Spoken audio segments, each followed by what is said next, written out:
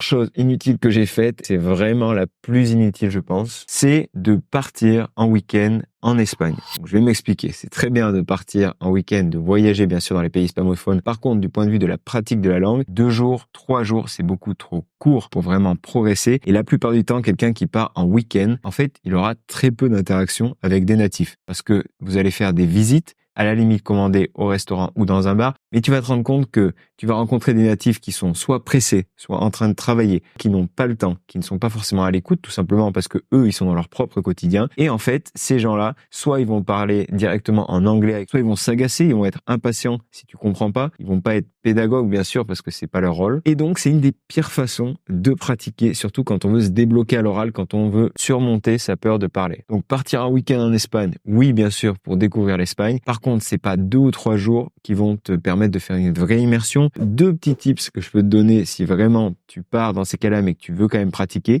c'est de faire du covoiturage. Ça, c'est un vrai moyen, honnêtement, parce que quand on est bloqué dans une voiture avec quelqu'un, on n'est pas obligé de parler, au moins par politesse. Et aussi, quelque chose comme Airbnb, quelque chose qui va te permettre de dormir chez l'habitant. Moi, je sais qu'à Ronda, en Andalousie, j'avais dormi chez une dame qui était d'ailleurs d'origine colombienne, super sympa, et elle m'a donné plein de conseils. Je faisais les petits déjeuners avec elle parfois, donc ça dépend d'où on tombe, mais en tout cas, ça peut être très efficace pour pratiquer.